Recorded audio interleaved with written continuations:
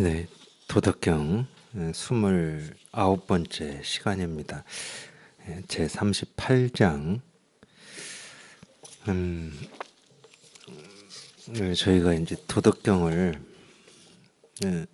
언제 시작했는지는 지금 기억을 못 하겠고, 그래도 하다 보니까 꽤 많이 했네요. 81장 가운데 38장이니까. 어떤 사람들은 이 37장까지를 이 도덕경이다 해서 이제 도장이라고 그러고, 이 38장부터 81장까지를 덕장이다 뭐 이렇게 나눠서 얘기하시는 분들도 있는데, 뭐 이 도장이라고 하든 덕장이라고 하든 뭐 나누든 말든 뭐 사실은 상관은 없어요. 상관은 없는데, 이 38장의 내용 때문에 그렇게 나누는지도 모르겠습니다. 이 내용이 어떻게 되어 있냐면 한번 보겠습니다. 이 상덕, 부덕, 시, 유, 덕이다. 이제 이 덕에 대해서 이 얘기를 해요. 이렇게. 물론 이제 우리가 도덕경을 지금까지 보면서 이렇게 확인할 수 있는 건 뭐냐면, 어떤 때는 도라고 얘기하고 어떤 때는 선이라고 얘기하고 어떤 때는 덕이라고도 이렇게 얘기합니다. 상선약수다 그럴 때는 선이라고 얘기했어요. 최고의 선이다. 최상의 선이다. 이렇게 얘기했는데, 이 38장에서는 이제 덕이라는 얘기를 하죠. 상덕, 부덕이다. 이렇게 얘기를 하는데, 물론 이제 우리가 이 도다, 선이다, 덕이다라고 하는 거를 조금 이렇게 뭐 이 엄밀하게 이렇게 구분을 하면 구분을 할 수가 있습니다. 어떤 부분을 이렇게 왜 이렇게 표현하는지 구분할 수는 있는데, 그거는 우리가 또 엄밀하게 뭐 이 측면 저 측면을 따져서 얘기하는 거고, 이 상선이다, 상덕이다 이럴 때는 전부 이제 이 도를 얘기하는 겁니다. 이 최고다 이럴 때는, 이 최고라고 하는 거는 이 법에서 얘기할 때, 이 도에서 얘기할 때 최고라고 하는 것은 최고가 없는 게 최고죠. 최고라고 할 게 없는 걸 최고라고 그럽니다. 물론 이제 제가 없다라고 이렇게 얘기를 하지만은, 이거를 있다 없다라고 하는 이 두 쪽의 이 결론으로 얘기할 수 있는 거냐? 그렇지는 않죠. 그렇지는 않지만, 예를 들어서 우리가 이 최고가 있고 중간이 있고 이 하가 있다 이러면은 이건 우리가 최고라고 할 수가 없습니다. 그렇게 분별이 되고 구분이 되고 비교가 되면은 뭐 상선이다, 상덕이다, 도다 이런 얘기를 할 수가 없어요. 그 내용을 한번 제가 이렇게 얘기한 어떤 이 근거가 뭔지, 사실은 근거는 자기가 이 실상을 이렇게 체험을 해보면 이 근거를 밖에서 또는 누가 어떤 얘기를 이렇게 했다 이런 데서 끌어오고 인용할 필요가 없어요. 자기가 직접 실감을 해보면 이거를 상선이라고 그러고 상덕이라고 그러고 무상정등각이라고 하거든. 이거라고 할 거 없는 이거를. 그러니까 이 증거다 그러면 자기 스스로가 증거하고 증언하는 거지. 뭐 유명한 사람이나 부처나 예수님이 또는 뭐 공자나 맹자가 한 말을 끌어와서 이랬기 때문이다 하는 거는 남의 살림살이지 자기 살림살이는 아닙니다. 그래도 우리가 그냥 참고로, 노자는 왜 이 상덕이라고 이렇게 표현을 했는지 이 내용을 한번 보면 되죠. 물론 이제 더 중요한 건 자기 스스로가 이 실상을 한번 깨달아 보면 됩니다. 깨달아서 자기 살림살이가 한번 나와 보면 되죠. 이 상덕 부덕이다. 이 최고의 덕은 덕이 아니다 이 말이에요. 그러니까 이 도덕경 1장하고 좀 비슷해요. 이 도를 도라고 하면은 이 참된 도가 아니다 이 말하고 똑같습니다. 이 덕이라고 하면 그건 최고의 덕이 아니다 이 말이니까 그 말하고 똑같잖아요. 이 문장 구조가 조금 상덕 부덕 이렇게 돼 있지만은 덕을 덕이라고 하면 덕이 아니다 이 말하고 똑같은 말이거든요. 그러니까 최고의 덕은 덕이 아니다. 덕이 아니다. 왜냐하면 시 유덕, 아니 그러기 때문에 이런 말인데, 최고의 덕은 덕이 아니기 때문에 덕이 있다 이 말이거든. 도는 도가 아니기 때문에 도거든요. 깨달음은 깨달음이 아니기 때문에 깨달음인 겁니다. 부처는 부처가 아니기 때문에 부처인 거예요. 그 얘기하고 똑같은 거예요. 도를 도라고 하면 이 참된 도가 아니다. 물론 이 상자가 뭐 항상 뭐 이렇게도 이 번역을 하는데 항상이라는 말이나 참되다는 말이나 똑같은 말이죠. 왜냐하면 항상이라는 말은 늘 언제 어느 때나 이거 말고 다른 일이 없다는 거거든. 그걸 우리가 참되다고 그러죠. 근데 세간에서는 참되다는 반드시 참되지 않은 거를 동시에 같이 끌어와야 됩니다. 그래야 이 참됨이라고 하는 게 있어요. 참되지 않은 것이 없이 참됨만 있을 수는 없어요. 세간에서는. 이 분별의 세계에서는. 근데 이 마음의 세계는 늘 깨끗하고 텅 비고 고요하기 때문에 단 한순간도 어떤 이 마음 바탕에 어떤 모습이 어떤 생각이 어떤 느낌이 어떤 감정이 생기고 사라지고 번뇌가 생기고 사라진다 하더라도 이 마음은 늘 깨끗하고 텅 비어있기 때문에 참되지 않은 때가 없죠. 늘이 아닌 때가 없고 항상이 아닌 때가 없습니다. 근데 어떤 좋은 모습은 취하고 이익되는 모습은 취하고 선한 모습은 취하고 덕이 될 만한 건 취하고 그렇지 않은 것은 취하지 않는다. 그건 마음이 아니죠. 그건 거울이 아니에요. 그건 수정구슬이 아닙니다. 그런 건 없어요. 그런 거는. 그렇기 때문에 그런 마음을 구하는 공부하는 사람들을 선사들은 이 토끼 뿔을 찾고 거북이 털을 구한다 이런 얘기를 하는 겁니다. 그런 건 없어요. 자기 스스로가 본래 깨끗하고 텅 빈 이 마음을 생각, 느낌, 감정, 분별, 뭐 몸을 움직이고 뭐 숨을 들이쉬고 내쉬고 밥을 먹고 쓰고 앉고 하면서 다 쓰고 있는 거지. 아무것도 간섭받지 않고 장애되지 않은 텅 비고 깨끗한 마음이라고 하는 건 없는 겁니다. 물론 이 없다를 정답으로 또 이해하고 아시면 안 돼요. 그러니까 어떤 때는 제가 하는 모든 말은 사실이 하나도 없다. 제가 하고 있는 모든 말은 사실인 말이 하나도 없어. 저는 사실이라고 여기고 한마디도 안 해요, 사실.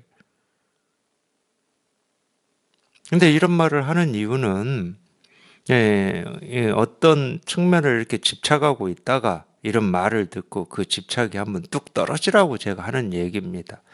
그래서 제가 하는 말은 모두 이 중생의 병을 치료하는 약으로는 쓸모가 있지만 도니 깨달음이 부처니 하는 거하고는 상관이 없어요.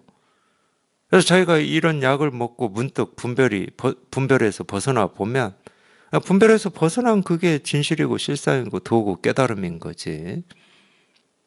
제가 무슨 도를 전해주고 또는 가르쳐줄 수는 없습니다. 그래서 이 상덕, 진짜 덕은 뭐 그렇게 해석해도 됩니다. 이 상덕이라고 하는 것, 무상정등각이라는 말이 있잖아요. 무상, 유의 없이 바르고 참된 깨달음, 뭐 이런 말이 있잖아요. 무상정등각. 그 무상이라고 하는 것은 온전하다, 참되다, 두루하다 이런 말이에요. 무상. 위가 없다는 말은 아래도 없다는 말이에요. 중간도 없다는 말이고. 그러니까 온전하다는 말이죠. 그냥 두루하다는 말입니다. 이 반야심경에 보면은 이 앞에 마하, 이 반야 바라밀다 심경 해서 이 마하자가 붙는데 한자로는 대자입니다. 큰 대자, 크다 이 말인데 그렇다고 우리가 이 반야 바라밀이라고 하는 것은 쉽게 이 반야라고 하는 말은 이 깨달음 지혜를 얘기하는 거거든요. 그럼 직역을 그대로 하면 큰 깨달음인데 큰 깨달음. 이 깨달음에 무슨 큰 깨달음이 있고 작은 깨달음이 있느냐. 그런 일은 없죠. 깨달음이라고 하는 어떤 물건이 없고 사물이 아니고 느낌이 아니고 감정이 아니고 견해가 아니고 알미 아닌데 크고 적고가 있을 수가 없죠. 근데 왜 크다는 말을 붙였느냐? 그러니까 이 크다는 우리가 크다 적다로 분별할 때 크다가 아니에요. 온전하다는 말이야. 참되다는 말이고. 그럼 이 깨달음에 무슨 참됨이 있고 허망함이 있냐? 그렇지는 않아요. 깨달으면 참됨과 허망함이 없죠. 근데 우리가 이 공부하는 입장에서는 이 깨달음이라고 하는 것도 어떤 그걸 우리가 경계체험이라고 하는데, 보통 이 경계체험, 자기가 열심히 바라고 기도하고 원하면 의식이 만들어주는 체험이 있습니다. 이 깨끗하고 텅 비고 진짜 같은 이런 걸 의식이 만들어줘요. 워낙 바라니까. 이 바란다라고 하는 건 뭐냐면은 의식을 한쪽 방향으로 자기가 밀어붙인다는 말이에요. 의식을. 나는 깨닫고 싶어. 이게 진짜 바람이 돼버리면 의식을 그 방향으로 밀어붙여버리는 겁니다. 이 의식이라는 놈은 그냥 인연 따라서 온갖 것을 인연 따라서 이 모습 저 모습으로 생기고 사라지고 생기고 사라지고, 이게 자연스러운 거거든. 우리 생각 견해라고 하는 것도 이게 자연스러운 거예요.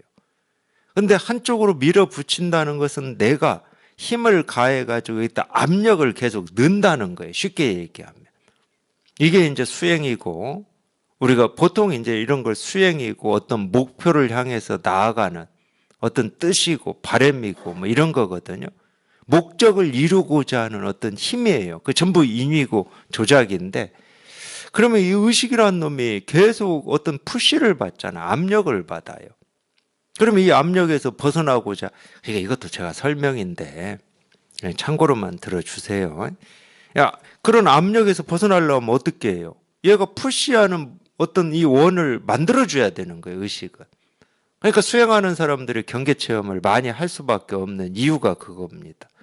정말로 어떤 이 목적을 가지고 이 기도를 간절히 하는 사람들한테 많이 일어나는 일 중에 하나가 이런 경계 체험이에요. 의식이 만들어주는 체험. 근데 이 의식이라는 놈이 마술사 같아가지고 내가 그걸 눈치챌 수 있게 만들어주냐. 눈치를 채면은 계속 푸시를 받죠. 그거는 내가 진짜 바라는 게 아니야 하고 계속 더 푸시를 받습니다. 그 의식이라는 놈이 마술사 같아가지고 눈치를 못 채게 만들어줘요. 이 진짜처럼. 그러니까 우리 짝퉁이라고 그러죠. 이 진짜같이 만들어버리는 걸 짝퉁이라고 그러죠. 그렇게 만들어줘 버립니다. 그렇게 만들어주면 이제 거기에 속을 수밖에 없죠. 일정 정도 속을 수밖에 없어요. 근데 속긴 속아도, 그러니까 우리가 이 공부에 대한 뜻이 진솔해야 된다고 그러는 거예요. 저도 이제 이 수행할 때 뭐 그런 체험들을 한두 번 한 건 아니지만 속긴 속아요. 저도 속아. 속고 한 3일 정도 갑니다. 3일 정도 가면은 사실은 자기가 진솔하기만 하면 알아차리거든요. 아닌 걸 어떻게 합니까? 아닌 걸. 이건 내가 진짜 바라는 깨달음이 아니야. 이거 자기가 느낄 수 있는 거거든. 그런 거는 누가 느껴줘야 됩니까? 뭐 다른 사람이 와서 느낄 수는 없잖아. 자기 스스로가 느껴야 되잖아. 이게 진짜 체험이라면은 아까 제가 무상이라는 얘기 했잖아요. 더 이상 없어. 더 이상 뭐 내가 찾고 구하고 얻고자 하는 마음이 없다니까.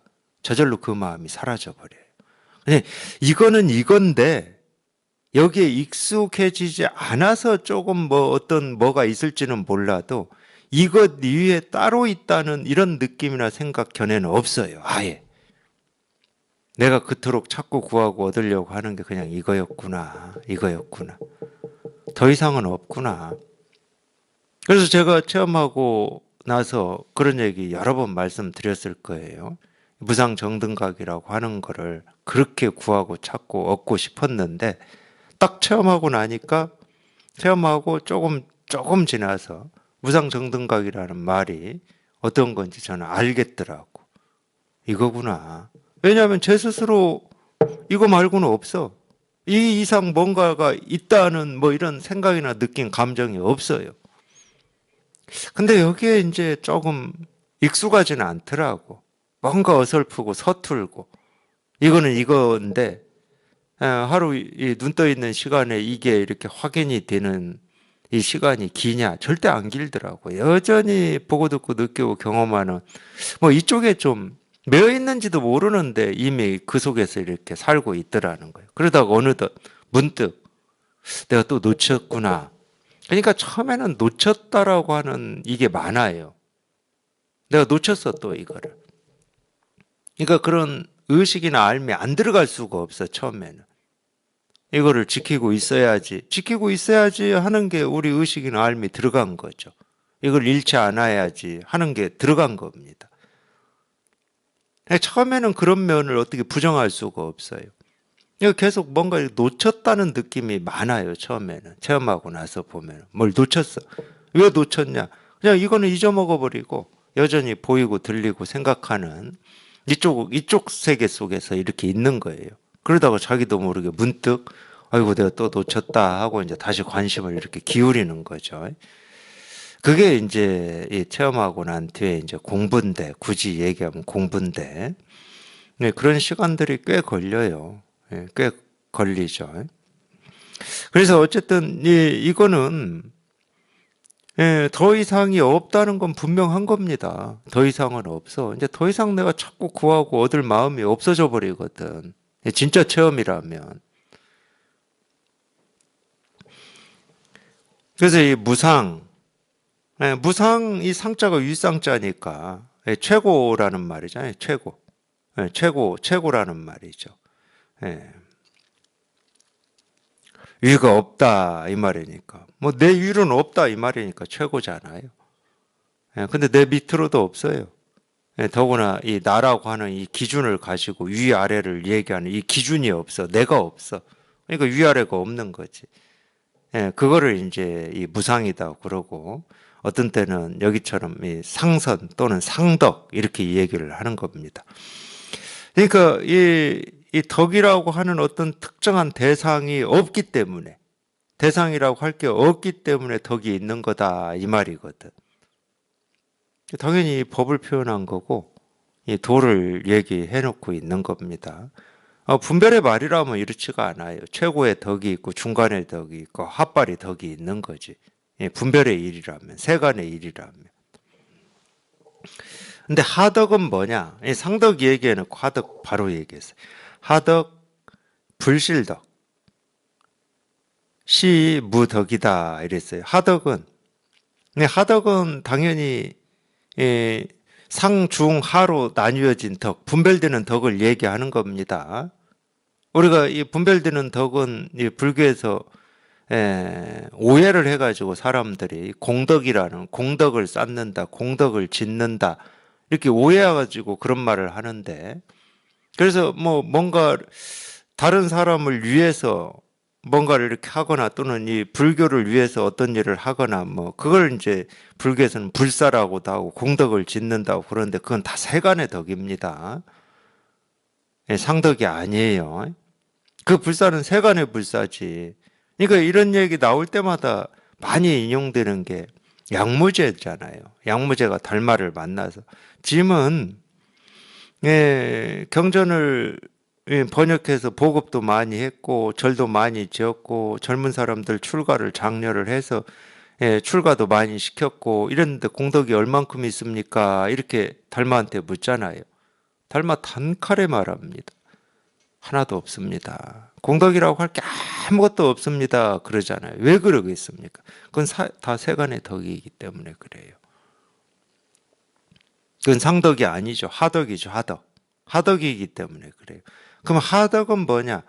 불실덕이라는 거예요. 불실덕. 불실은 이 잃을 실자인데 잃지 않는다. 잃지 않는다는 말은 무슨 말이에요? 덕이라고 하는 것을 쥐고 있다 이 말이에요. 덕이라고 하는 걸 가지고 있다 이 말이에요. 불실. 이게 하덕이라는 거야. 그러니까 덕이라고 할 게 있는 거야. 이건 덕을 쌓는 거고 덕을 쌓지 못하는 거고 덕을 잃는 거고 하는 이 덕이라고 하는 이 기준이 있는 거예요. 그걸 하덕이라고 그럽니다. 하덕. 그러니까 이 상덕이라는 말을 제가 그렇게 표현한 게 제 이야기가 아니죠. 이 노자가 얘기해 놓은 거예요. 노자가 지금 얘기한 거니까 상덕이니 하덕이니 하는 건. 그러니까 하덕은 이 덕이라고 하는 걸 이렇게 가지고 있는 거다. 쥐고 있는 거다. 덕이라는 기준이 있는 거다. 그러기 때문에 무덕이다. 그러기 때문에 덕이 없는 거다.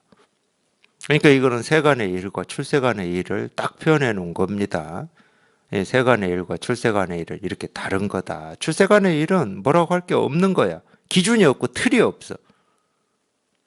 도라고 하고 부처라고 하고 실상이라고 하고 깨달음이라고는 하는데 그냥 이름이 도고 이름이 부처고 이름이 실상이고 이름이 깨달음이지 이 이름에 해당하는 어떤 게 없어요. 그러니까 육조스님이 본래 무일물이라고 그런 거죠. 본래 한 물건도 없다는 거예요. 한 물건도 없는데 무슨 기준이 필요하고 무슨 틀이 필요하겠습니까? 무슨 있다 없다가 필요하고 옳다 그르다가 필요하겠습니까? 뭐가 있어야 옳다고도 하고 그르다고도 하고 있다고도 하고 없다고도 하는데 뭐라고 할 게 아무것도 없으니까 당연히 말의 길이 끊어지고 생각의 길이 끊어지는 거죠. 이거는 분별할 수가 없는 거야. 이거는 어떻게 해도 분별이 안 돼. 어떻게 해도 이거는 분별이 안 돼. 분별이 되면 하덕인 거고 그거는 덕이 없는 거죠. 상덕 무이 이 무이위. 그러니까 이런 한자는 한자 신경 쓰지 마십시오. 저만 신경 쓸게요. 저만. 그러니까 왜 한자를 신경을 쓰려면은 이 한자를 같이 봐야 돼요. 왜냐하면 이거는 우리말이 아니니까. 한자말이니까. 근데 신경 쓰지 마세요. 이게 이 한자가 어떻게 되어 있느냐 이걸 지금 저희가 공부하는 게 아니니까. 그리고 이제 자기가 여기 이렇게 통해서 이게 이렇게 분명해지면 그때 봐도 도덕경은 그때 봐도 돼요. 그때 이렇게 보면은 저절로 공감이 되고 실감이 되고 해석되는 부분이 있을 겁니다. 이건 제 경험이니까 말씀드리는 거예요. 한번 무슨 말인지 한번 보겠습니다. 이 상덕 그러니까 참고하시라고 제가 한자의 뜻은 어떤 경우에는 읽어 드릴게요. 상덕은 무의. 무의는 뭐 많이 들어봤으니까 굳이 한자를 안 봐도 되죠. 하고자 함이 없다. 함이 없다 이 말이잖아요. 이 함이 없다 이 말을 많이 이제 오해하기 때문에 제가 일부러 이 무의라고 하는 말을 하고자 함이 없다라고 이렇게 말하는 경우가 많습니다. 하고자 함이 없다. 이 하고자 함이 없다는 말은 다른 말로는 꿈이 없다, 원이 없다, 바람이 없다 이런 말이에요. 근데 함이 없다 그러면은 보고 듣고 느끼고 행동하고 먹고 살고 이런 함이 없다는 말인가? 이렇게 오해하실 수가 있어요. 깨달은 사람은 그러니까 이 불교에 대해서 그런 오해가 많잖아요. 세간에서. 깨달으면 뭐 아무 뭐 하고자 함이 없다는데 그래가지고 세간을 어떻게 살아? 세간을 살려면 사람이 좀 목적도 있고 의도도 있고 뜻도 있고 이루고자 함도 있고 이게 이 삶의 활력이고 원동력이지 않나? 그러니까 이 불교를 어떤 심하게는 뭐라고 그러죠? 회의론? 좀 이 세상살이로부터 멀리 벗어난 뭐 어떤 이 패배론? 뭐 이런 걸로도 오해하시잖아요. 근데 제가 직접 깨달아서 살아보니까 그거하고 아무런 상관이 없더라는 거야. 무슨 회의, 무슨 패배. 그런 거하고 아무 상관이 없더라는 거야. 그래서 제가 하고자 함이 없다라고, 물론 이 말도 오해하려면 얼마든지 오해할 수 있어요. 근데 왜 제가 그렇게 표현하느냐. 바라는 바, 이렇게 됐으면 저렇게 됐으면 하는 마음은 없는데 지금 이렇게 경험하고 생기고 사라지는 인연에서는 다 합니다. 어떤 인연은 피하고 어떤 인연은 취하고 이런 게 아니야. 그냥 다 해, 이렇게. 이 숨 들이쉬고 이 피가 온 몸을 돌듯이 다 해. 그러니까 함이 없는 게 아니야, 실은. 이 하고자 함이 없는 거야. 그런 하고자 하는 어떤 욕구, 욕망이 없는 거예요. 그걸 이제 우리가 이 무의라고 보통 얘기를 하죠. 무의다. 이렇게 얘기를 하죠. 그 이유는 굳이 설명할 필요가 없어요. 물론 그렇게 이제 뭐 느껴지는 때도 있죠. 그냥, 아니, 뭘 이렇게 바꾸고 손댈 게 없으니까. 지금 내가 경험하는 이 삶이 뭐 불만족스럽거나 부족하거나 무슨 뭐 이런 일이 없으니까.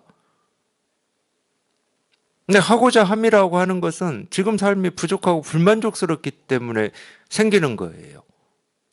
더 나은 내일, 더 나은 나. 이거는 뭔가 지금이 부족하다는 말이잖아.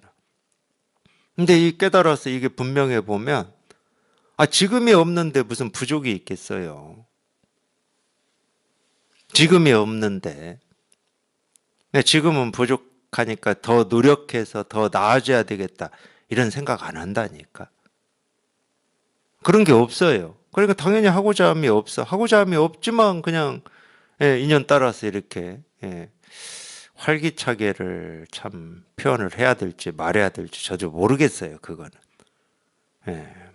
어떤 거를 또 이 활기차다 그럼 또 모습으로 분별을 해버리니까 차분히 말 없이 가만히 있으면 또 그러면은 그건 활기차지 않다 이럴 수도 있으니까 하여튼 이렇게 마음이 이렇게 살아서 이렇게 생동한다고 해야 됩니까?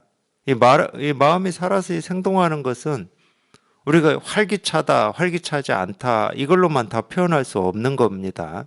어느 한쪽에 이렇게 속해 있질 않아요. 그러니까 상덕은 무의다 그랬어요. 무의는 당연히 하고자 함이 없어야 되는 거고, 하고자 함이 없으려면 이 진실에 통해야죠. 왜냐하면 이 진실에 통할 때만이 지금도 없고, 내일이 없으니까. 그래서 이 상덕은 하고자 함이 없고, 접속사 이로 이어져 있어요. 그 다음에 무이위라고 하는데, 이 대목 때문에 제가 한자 얘기를 하는 겁니다. 앞에는 무위라고 이 써있자가 없어 중간에 무자고 위자고. 근데 이 뒤에는 무이위라고 쓰여 있어요. 이 써있자가 딱 무이 중간에 들어갔습니다. 이 써있자는 우리가 보통 이 한자에서는 그대로 한번 직역을 해보면 함으로써가 없다 이 말이잖아요. 무이위니까 함으로써가 없다. 무위는 함이 없다는 말이고. 이런 때는 약간 이거를 해석하는데, 우리가 이 어떤 이 불의의 안목이라고 해야 됩니까? 이 깨달음의 눈이 좀 필요합니다. 하여튼 제 경험으로는 그래요. 그러면 함으로써가 없다 이 말은 무슨 말이냐? 이건 제가 얘기하는 거니까 이게 옳다고 절대 하지 마시고 그냥 제 눈으로 보이는 그대로만 말씀드리는 거예요. 어떤 이 목적, 의도를 가지고 하는 거 있잖아요. 목적을 이루고자 하는 이런 게 없다는 거예요. 이 함으로써는 우리가 뭐뭐 함으로써는 그런 거잖아. 어떤 성과라든지 뭐 이런 의도나 뜻이 있는 거잖아요. 그게 없다는 거예요. 그게 무의위다 이렇게. 그럼 하덕은 뭐냐? 이 하덕은 하고자 함이 있다는 거야.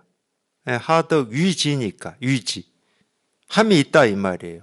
위지 이유이유라고 쓰여 있어요.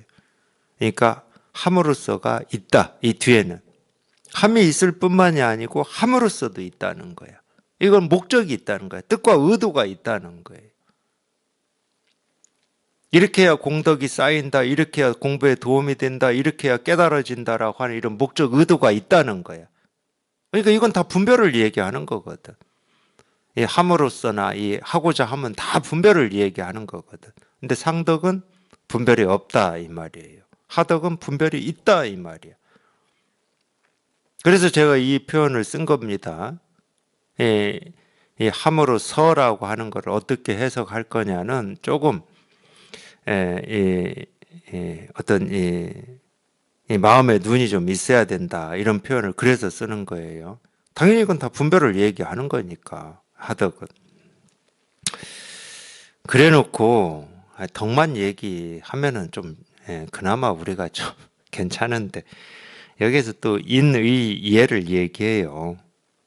우리 인의예지 해가지고 공자가 인간의 본성이라고 하는 인의예지 나오잖아요.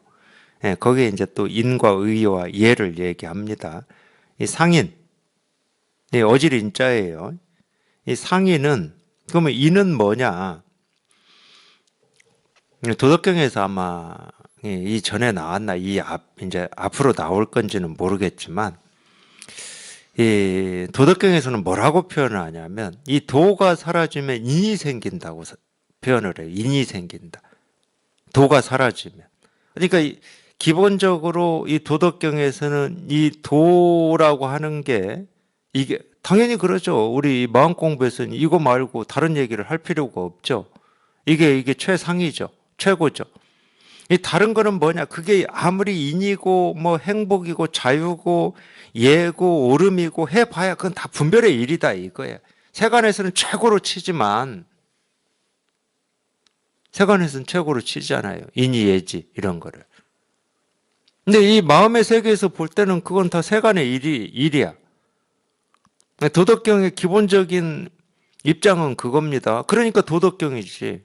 도를 얘기하는 사람이 인예지를 최고로 쳐버리면 그건 도를 얘기하는 게 아니지. 그래서 이제 인에 대해서 설명을 해요. 아무리 좋은 인, 최고의 인이 뭐냐? 상인, 위지, 함이 있다는 거예요. 함이 있다.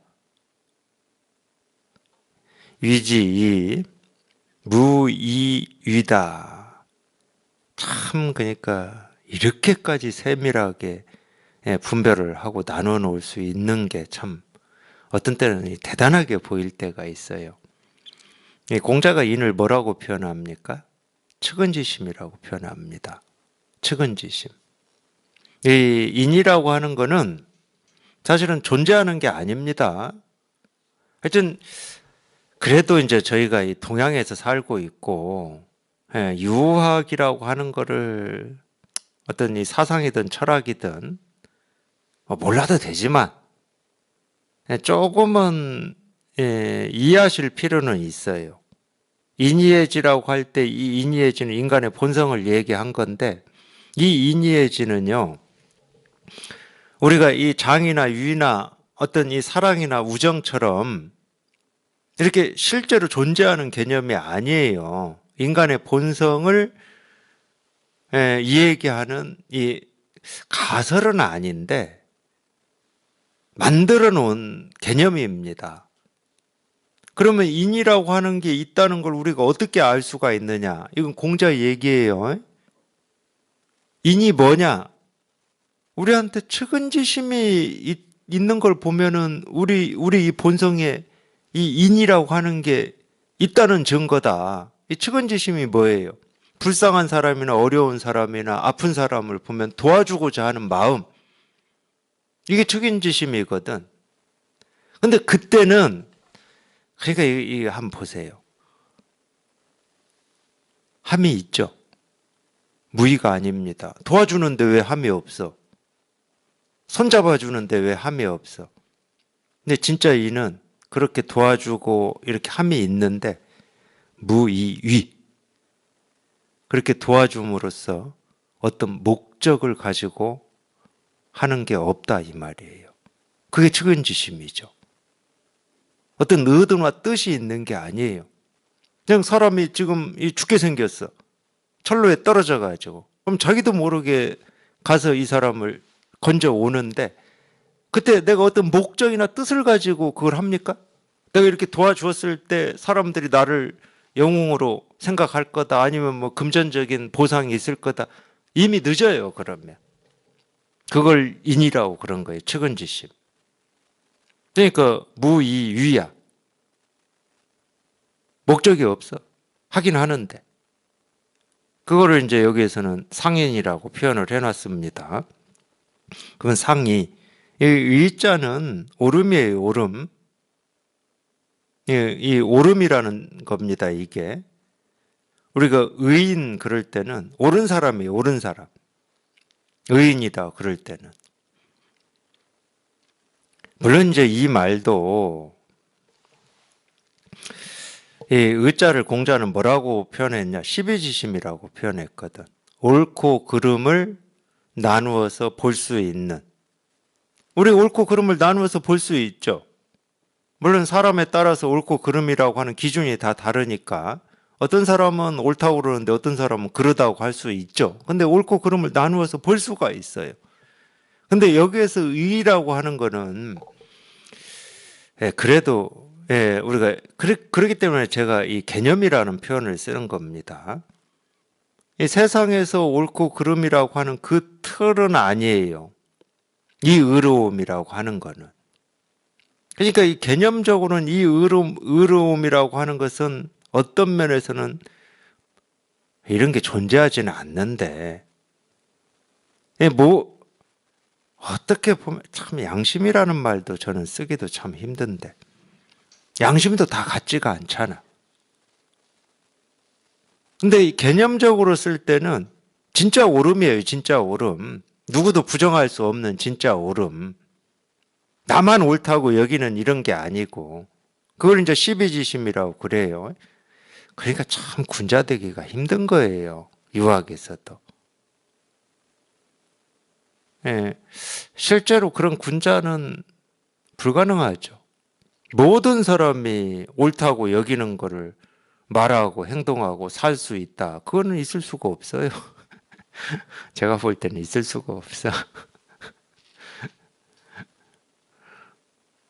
그래서 이 의는 이 공자 표현대로는 시비지심입니다. 의는 뭐냐? 상이 위지다. 의도 함이 있죠. 당연히 함이 있잖아요. 옳고 그름이 있는데 어떻게 함이 없습니까? 옳음은 권장해야 되고, 그름은 뭐라고 해야 됩니까? 예, 누른다. 뭐, 조금, 그런 거는 권선징악이라고 그러죠. 권선징악. 말 그대로 권선징악. 선은 권장하고, 악은 이렇게 좀, 멀리하고, 뭐, 행하지 마라. 이런 거죠. 그러니까 당연히 함이 있어요. 선이 있든 악이 있든 함이 있어. 선이 있으면 더 권장하고, 악이 있으면, 그건 안 돼. 당연히 함이 있죠. 근데 함이 있을 뿐만 아니라 이 상이 위지 이 있고 유이 위다 목적이 있다 이 말이에요. 당연히 목적이 있죠. 권선징악은 목적이 있습니다. 뭐 춘향전, 놀부, 흥부전 뭐 다 목적이 있어요. 권선징악은 목적이 있죠. 당연히 있는 겁니다. 그러니까 인에 비해서 의는 더 좀 이렇게 낮춰놨죠. 인에 비해서 낮춰놨어요. 이런 점 때문에 뭐 제가 논어를 뭐 읽거나 자세히 연구하거나 이래 본 적은 없는데, 그래서 이 공자를 얘기할 때 의나 예나 지보다는 인을 많이 얘기하나 봐요. 인을 최고로 치잖아요, 공자 얘기할 때.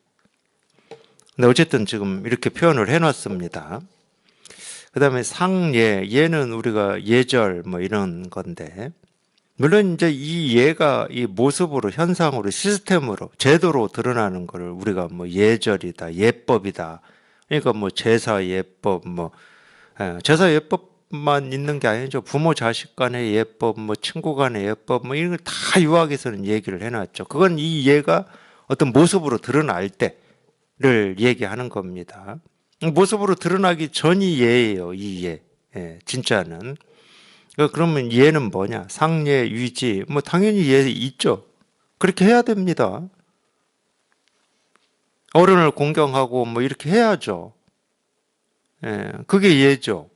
그러니까 함이 있어요. 함이 있을 뿐만이 아니라 막지응이다. 참.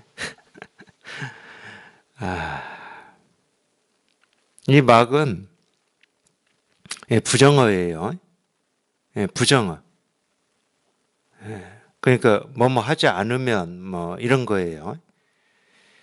함이 있을 뿐만이 아니라 응하지 않으면, 이 예법에 응하지 않으면 즉양 비이 잉지다 이렇게 표현해놨어요. 이게 무슨 말이냐? 응하지 않으면 이 팔을 딱 팔을 잡아가지고 끌어온다 이 말이에요. 이렇게 잡아다닌다 이 말이에요. 그러죠? 우리가 이런 걸 뭐 요즘에는 잔소리라고 그러죠. 어른들의 잔소리. 예법에 어긋나면 어떻게 잡아서 너 그러면 안 돼, 돼, 안 돼 하잖아. 이렇게 표현해 놨어요. 이거는 의보다도 더 핫발이라는 거예요. 인은 뭐 인까지 가지도 못하고. 그러니까 막지응.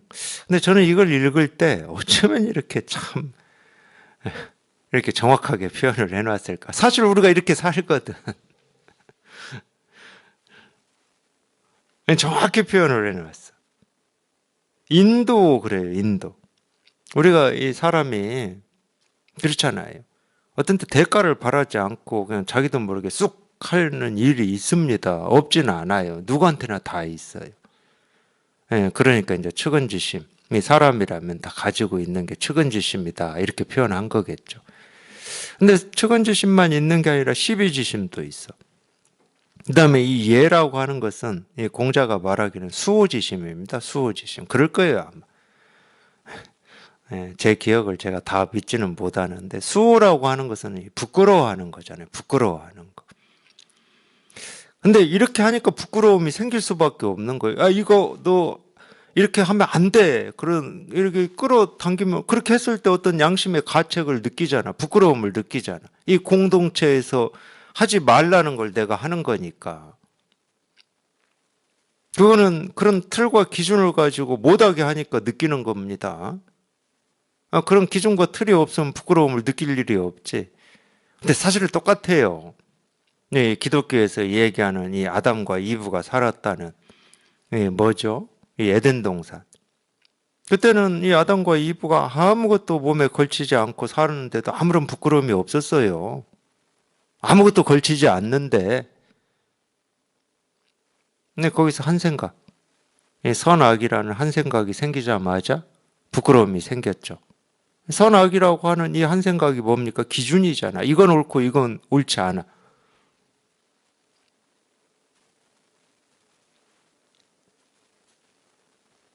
그래서 부끄러움이 생긴 건데, 오히려 그거를 이렇게 이 세간에서는 거꾸로 씁니다. 이렇게 하면은 부끄럽지 않느냐. 그러니까 하면 안 된다. 이렇게 써요. 실제로는 아니거든. 실제로는 그런 틀 때문에 생기는 감정이에요. 그게. 느낌이 있고. 그게 예다라는 거예요. 그러니까 이 예니 의니 하는 건 다 분별입니다. 분별. 그나마 우리가 비록 이 세간의 일이지만 그나마 좀 봐줄 수 있는 건 인이라는 거예요. 인. 인은 조금 그래도 봐줄만 하죠. 측은지심이니까.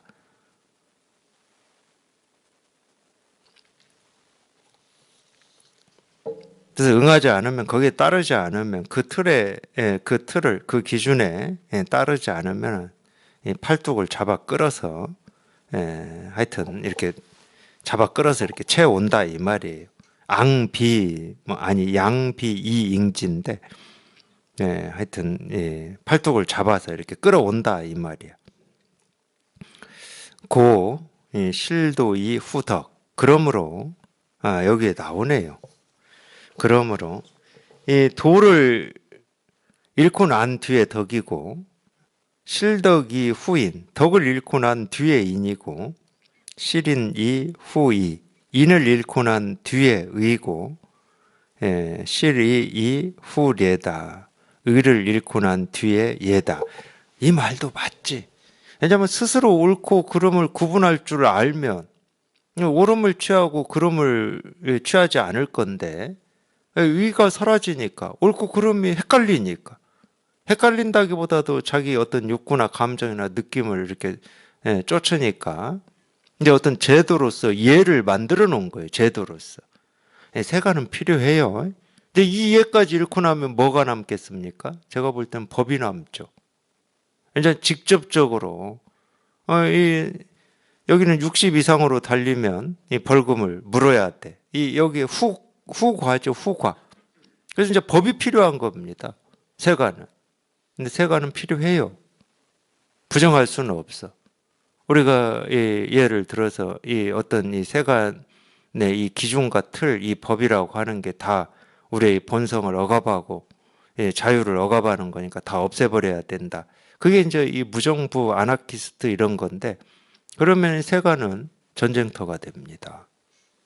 물론 전쟁터가 된다고 해서 지금보다 낫다 그러다라고 할 마음은 저는 없어요. 그러지만은 이 세간이 그래도 좀 어떤 이 많은 사람들의 어떤 이 공공의 이익이라든지 질서라든지 이런 것이 되려면은 필요합니다. 예도 필요하고 법도 필요해요. 근데 지금은 예도 이제 거의 사라지고 이 법만 남았죠. 그러니까 뭐 무슨 일이 생기면 다 고소고발하는 거고 법으로 해 이러잖아요. 우리도 많이 들었잖아요. 이제 무슨 일만 생각하면 법대로 해 이러잖아요. 법대로 하라고. 이제 법만 남았어요. 이제 뭐 인이 예는 뭐 우리가 다 버렸잖아요. 고립타분하다고. 다 버렸잖아 우리가. 고립타분해하고.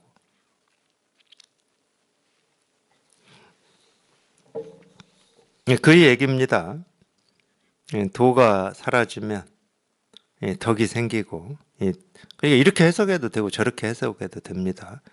도가 사라진 뒤에, 도를 잃은 뒤에 덕이고, 뭐 이렇게 해도 되고, 도가 사라지면 덕이 생기고, 덕이 사라지면 인이 생기고, 인이 사라지면 의가 생기고, 의가 사라지면 예가 생긴다. 이제 예가 사라지면 법이 생기죠. 거기까지는 안 쓰여 있어요. 신뢰자, 아니 불의자, 무릇 이 예라고 하는 것은 이런 말입니다. 무릇 이 예라고 하는 것은 충신지박이다. 이 충신, 이 충자는 우리가 충성할 때 충자고, 이 신은 이 믿을 신자입니다. 그러니까 이 충신, 이 충은 참 그러니까 우리가 물론 이제 50대, 60대만 그러는지는 잘 모르겠어요. 근데 제가 볼 때는 뭐 30대, 20대, 30대, 40대도 그럴 건데 충성 그러면은 20, 30대도 마찬가지일 거예요. 그게 싫을 겁니다, 아마. 근데 이 50대, 60대도 충성 이게 익숙하지만 별로 좋은 말 같이 안 느껴져요. 예. 하여튼 제가 볼 때는 그렇습니다. 하도 거기에 시달리고 살아가지고 맨날 뭐 월요일만 되면은 다 운동장에 모여서 충성했으니까 국기에 대한 맹세하고. 근데 이 충자가 굉장히 이렇게 우리는 이제 그런 경험 때문에 이 충자를 싫어해서 그러지. 이건 제 이야기입니다. 안 싫어하시는 분들도 있을 거니까. 굉장히 좋은 말이에요, 이 충자가. 가운데 중자에 마음심자거든. 마음이 양쪽에 흩어지지 않고 딱 여기에 있다는 거예요. 그러니까 이 충자는 진심인 거예요. 진심. 쉽게 말하면. 옳고 그름도 아니고 아부도 아니고 진심인 거야. 이 충자가. 그래서 이 충자는 다른 말로 하면 이 불교에서 얘기하면 중도입니다. 중도. 그러니까 이 충신이라는 말은 굉장히 좋은 말이에요. 이 마음이 진실되다는 거야. 진실되다. 다른 말로 하면 깨달은 마음이라고 하는 거예요. 다른 말로 하면은. 근데 어쨌든 충신, 지박이다. 그러니까 무릇 예라고 하는 건 참 예라고 하는 거를 그거 우리 증명이 된 거잖아요.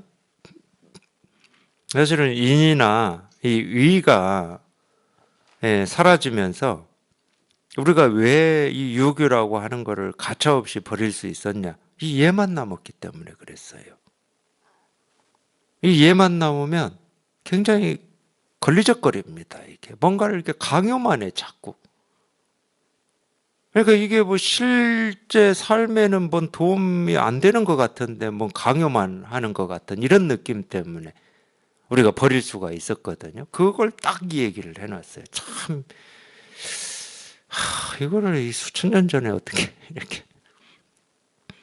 근데 지금의 종교가 그런 겁니다. 지금의 종교가 딱 그런 거예요. 이 인이나 의는 없어요. 다른 말로 하면 법은 없어. 진짜 가르침은 없고 얘만 남았어. 얘만. 그러니까 뭔가 강요되는 면만 남았어. 그러니까 믿으면 천국, 불신지옥 그러는 거예요. 강요하고 협박만 남았어. 조상을 잘 모셔야 니들이 잘 되지. 잘못 모시면 니들 다 재앙이야. 이거 똑같은 말이잖아. 믿음 천국, 불신 지옥. 똑같은 말이에요. 그러니까 이 진짜가 사라져버리면 똑같은 얘기입니다. 이 세속이나 이 출세관이나 이 진짜가 사라져버리면 이렇게 된다는 거예요. 이거는 우리 마찬가지야. 개인의 삶도. 이 진짜가 없으면 자꾸 이 엉뚱한 것만 강요한다니까. 자기한테도 강요하고 남한테도 강요하고. 이게 지금 그 말이에요. 이게 인이 뭔지 의가 뭔지 얘가 뭔지 알 필요가 없어. 이 공부하시는 분들은 이 자기 스스로 이 진짜가 사라지면 엉뚱한 것만 붙들고 기준과 틀만 붙들고 씨름한다 이 말이거든. 근데 그것도 하루 지나고 이틀 지나고 1년 지나고 2년 지나고 10년 20년 지나면은 이제 나머지도 없어. 그나마 좀 좋은 마음 측은지심이라든지 시비지심도 사라져버리고 이제 이 강요만 해. 나 때는 강요만 해. 그러니까 참 이 사람의 일을 이렇게까지 세밀하게 얘기할 수 있는 거는 다 이 법의 눈이기 때문에 그렇습니다. 제가 볼 때는 그래요. 법의 눈이기 때문에. 그 얘기예요. 그러니까 이 충신지박 이게 엽다는 거예요. 엽다. 이 박자가 열불 박자거든요. 이 충신이 엽다 이 말이에요. 그러니까 도가 없으면 인이라도 있어야 되는데 그거조차도 없기 때문이다 이 말. 없는 것이 예다. 없으니까 이제 이 예법을 딱 만들어 놓고 여기에 맞으면 옳고 맞지 않으면 틀리고 이제 그렇게 하는 거죠.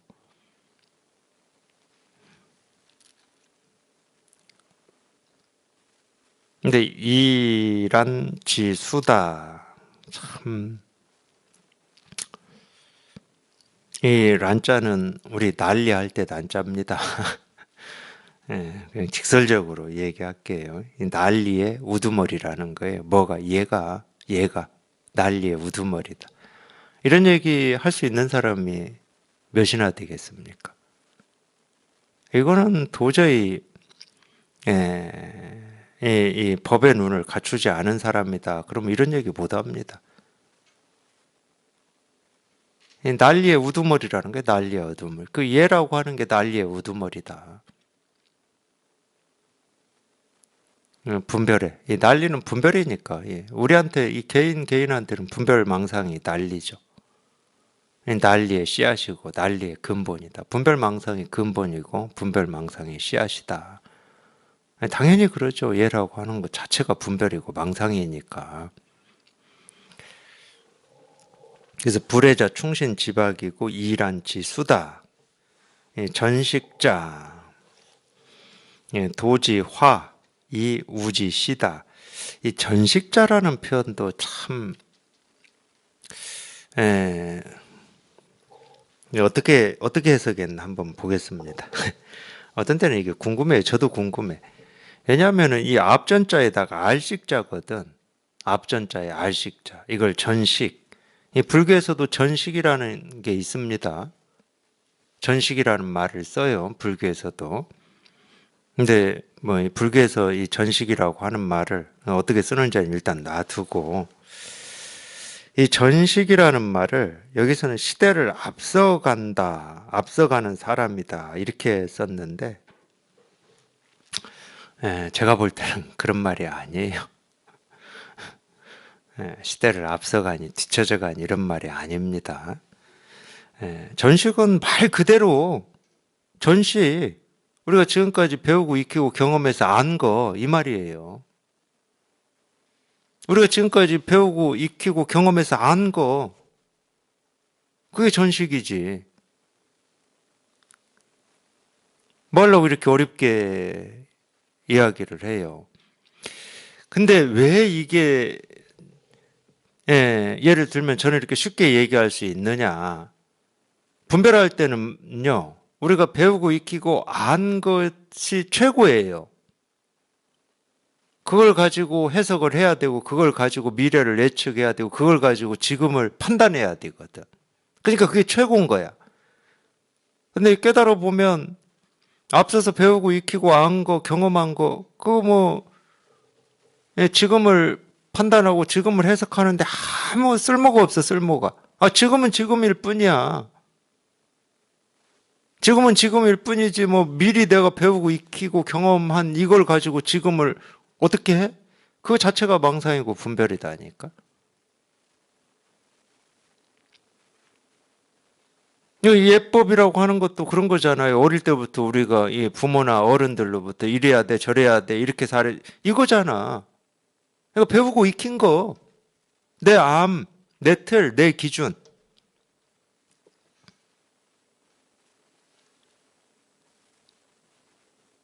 근데 그걸 뭐라고 표현해? 전식자를 뭐라고 표현을 해놨냐?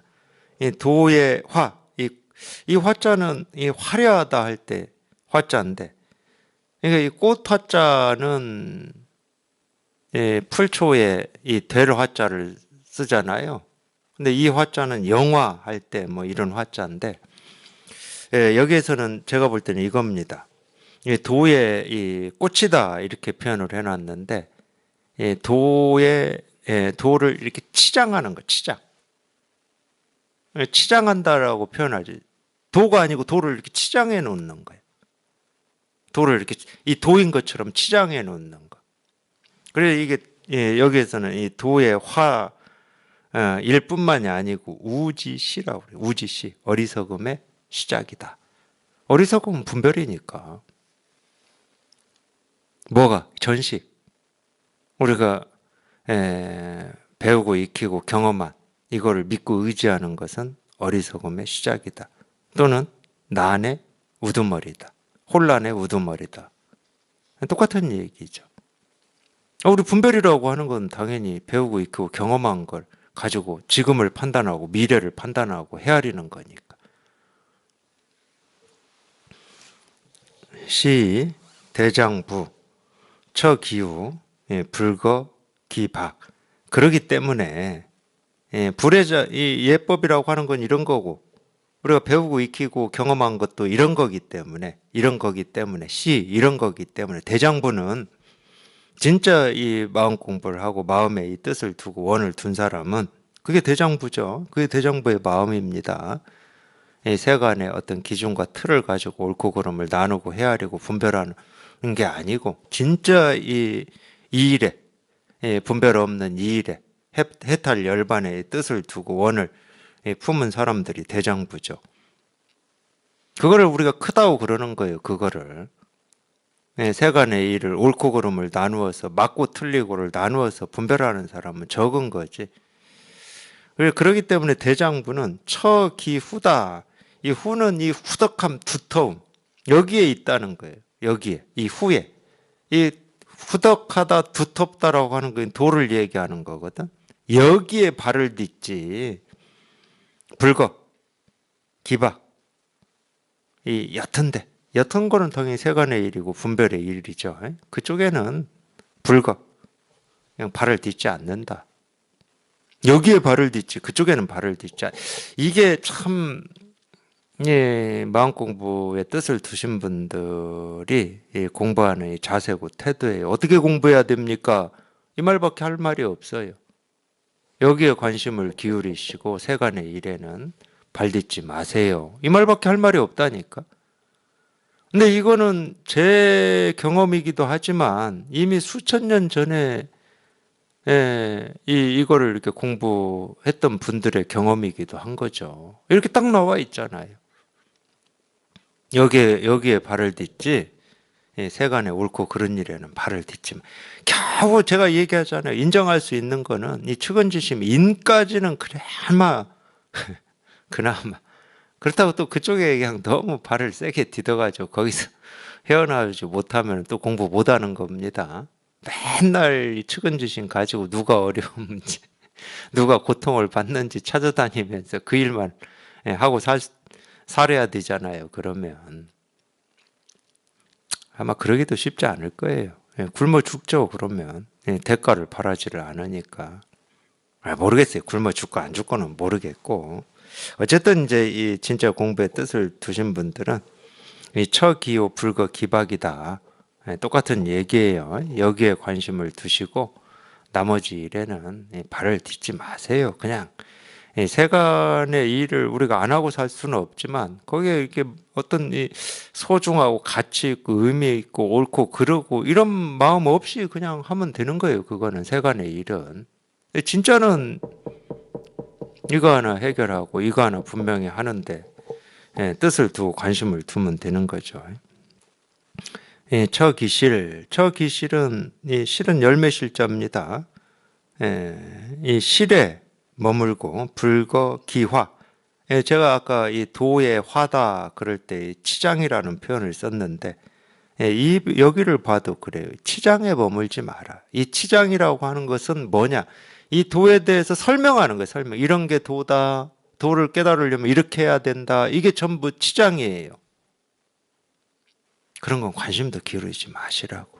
어떻게 깨달을 수 있고 깨달음 뭐고 이런 데는 관심도 기울이지 마시고 오로지 그냥 이 도 그 자체에만 관심을 기울이시라고. 그래서 이 도의 이 치장에 관심이 가면은 나중에 평론가 되고 해설가 돼요. 이건 이런 가르침이고 저건 저런 가르침 이렇게 돼 버려. 이 공부를 하시는 분들은 어떤 이 해설이거나 그거를 설명하는 아나운서가 아닙니다. 직접 경기장에서 뛰는 선수예요. 그러니까 전문가가 될 필요는 없다고. 전문가는 당연히 이 해설을 하고 뭐 그걸 설명을 하려면 전문가가 필요하지만 뛰는 선수면 되는 거예요. 그래서 이 실이라고 하는 건 당연히 이걸 실이라고 할 수밖에 없어요. 이거를 우리 마음을 실이라고 할 수밖에 없다. 이게 진짜니까 이게 진짜 열매니까. 치장은 전부 가짜입니다. 겉보기에는 화려할 수는 있어요. 겉보기에는. 근데 속이 없어. 열매가 없어요. 말만 있고 모습만 있을 뿐이지 없어. 그러니까 그런 쪽에 머물지 마라. 그런 쪽에는 발을 딛지 마라. 여기에 발을 딛지 이 이외 나머지 것에는 발을 딛지 마라. 고 거피취 차다. 그러므로 저것을 버리고 이것을 취하라.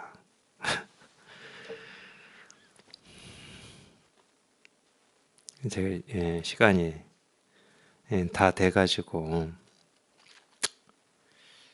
우리 반야신경에서는 차안, 피안 했을 때 이 차안을 버리고 피안으로 가야 되잖아요. 그렇죠? 차를 버리고 피를 취하라고 하는 게 반야신경의 가르침입니다. 근데 여기서는 뭐라고 그랬냐? 피를 버리고 차를 취하라는 거예요. 저것을 버리고 저 언덕을 버리고 이 언덕을 취하라는 거예요.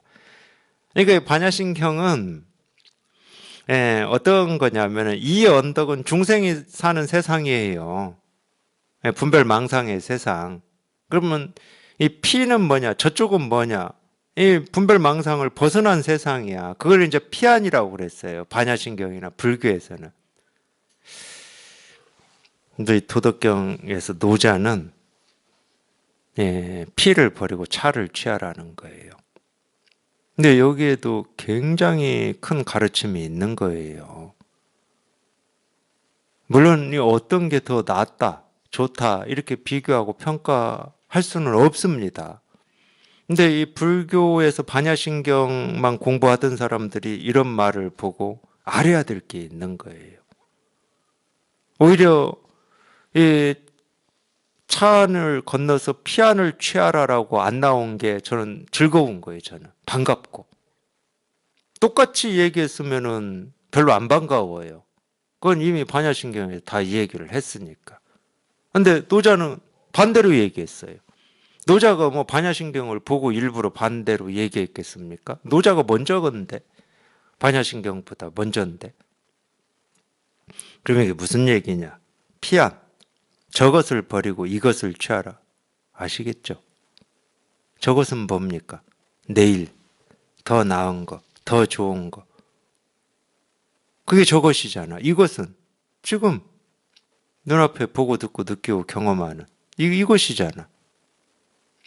그게 이것이잖아. 그렇기 때문에 여기에서는 저것은 우리 분별망상이 돼버리는 거예요. 눈앞의 일이 아니야. 저것은. 이것을 취하라는 거예요. 이것을. 여기를 떠나지를 않으니까 지금 보고 듣고 느끼고 경험하고 모습, 소리, 색깔 하나하나에 저절로 드러나 있는 이것을 취하라는 거야. 이거를 버려두고 맨날 우리가 더 나은 거, 더 좋은 거, 지금보다 뭐 더 큰 거, 가치 있는 거, 의미 있는 거 항상 저것에 속고 살았거든.